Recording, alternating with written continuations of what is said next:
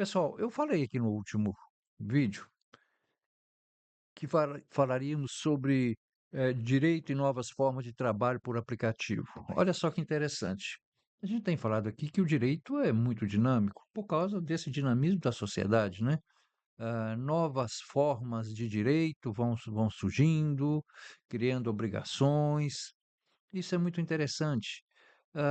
E às vezes não é aquela coisa assim, não é um direito legislado, mas é um direito que a gente precisa fazer, assim, uma certa analogia, uma análise, né, uma hermenêutica, sobre, essas coisas que vão surgindo. O direito, né, e novas formas de trabalho por aplicativo, ou novas essa coisa do trabalho por aplicativo, é uma coisa inédita. É inédito, não é isso? No direito brasileiro, mundial até. Mas isso por quê? Porque o avanço da tecnologia possibilita isso.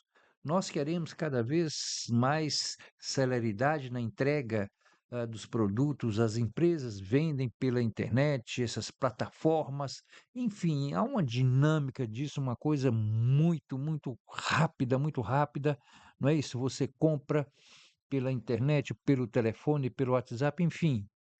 E aí fala assim: "Ó, daqui 3 dias a gente entrega aí para você", mas entregar através do correio, não, essa coisa não dá certo, não é isso? Então, alguém falou: "Opa, bacana, então vamos contratar alguém para vamos pagar alguém para entregar os nossos produtos". Eu não sei se a referência foi essa coisa da entrega do lanche, não é?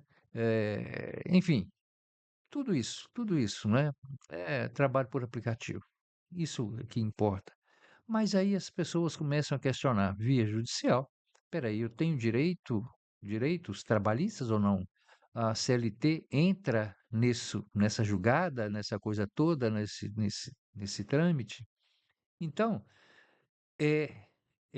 o judiciário fica assim: "Bom, e agora, o que que eu faço?" E ele tem que julgar, não é? Ele tem que decidir. Então isso gerou uma série de debates sobre a existência ou não, de vínculo empregatício. O que que é necessário que a gente faça uma análise primeiro? São as características, né, desse trabalho por aplicativo. Por exemplo, flexibilidade de horário, possibilidade de atuar para diferentes plataformas. Aqui já existe uma coisa complicador, né? Eu faço a entrega para uma determinada empresa, não é isso? Aí eu quero um vínculo empregatício com ela, mas ao mesmo tempo eu estou fazendo entrega para uma outra empresa aqui também, porque eu não fico 8 horas, 10, 12, 15 horas direto com essa empresa. Enfim, olha só como que essa coisa é interessante. A remuneração baseada em demanda de serviço, claro, eu vou receber de acordo com as entregas que eu fizer, a prestação de serviço que eu fizer, utilização de recursos próprios, como veículo, né? Moto, bicicleta, sei lá, essas coisas todas assim. E intermediação das atividades por sistemas digitais. Observa que tem aí uma terceira parceiro, por assim dizer, nisso aí.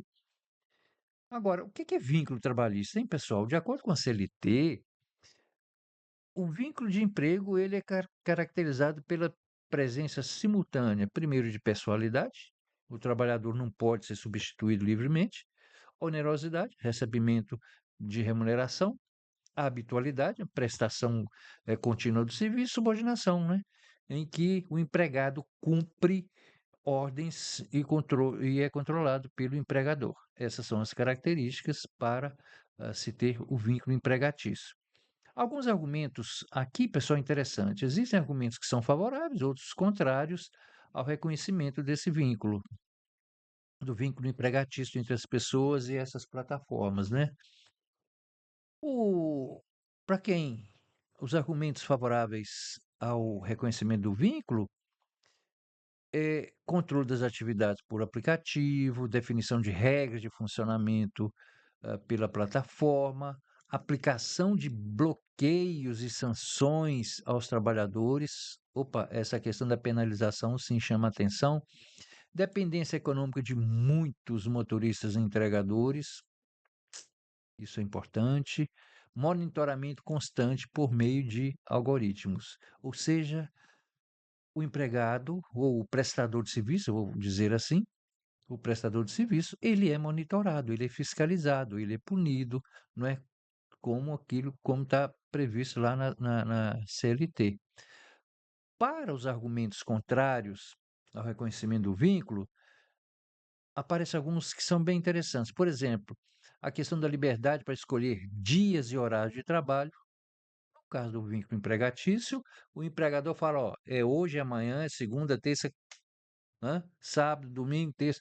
Ah, mas não trabalha. Não, pois é, mas aqui não. Aqui existe essa questão da liberdade para escolher dias e horário de trabalho. Possibilidade de prestar serviço para várias plataformas, então o vínculo não é apenas com um empregador, ausência de jornada fixa, né? Ó, você vai trabalhar 8 horas, 5 horas, inexistência de supervisão presencial, não é tudo virtual, autonomia na aceitação ou recusa de corridas ou entregas. Então não há essa obrigatoriedade. Aqui você aceita fazer essa entrega, você aceita fazer essa corrida para um tal lugar? Não, não aceito. Então isso não caracteriza vínculo, né? Os principais direitos reivindicados pelos trabalhadores, aí é que está. Olha só que interessante, como é confuso ou complicado isso. Principais direitos reivindicados, registro em carteira, férias remunerada, como assim? 13º salário, fundo de garantia, contribuição previdenciária e proteção em caso de acidente de trabalho. Percebe que isso está muito vinculado à CLT? É, é desafiante para o mundo jurídico. Os principais desafios jurídicos: definir a natureza jurídica dessa relação, adaptar a legislação às novas formas de trabalho digital, garantir proteção social sem eliminar a flexibilidade do modelo, estabelecer critérios claros para a responsabilidade das plataformas, né? Fundo de garantia, isso aí que se pleiteia, né? Acidente de trabalho, tem responsabilidade, não tem? Como é que é isso? Os tribunais têm entendido que as decisões, pessoal, nem sempre são uniformes. Algumas decisões, alguns casos reconhecem esse vínculo empregatício, outros entendem que existe apenas uma relação comercial ou autônoma, e a análise costuma considerar características específicas de cada situação. Tudo é assim, então não há uma coisa padronizada, uma coisa uniforme, né? São decisões uniformes.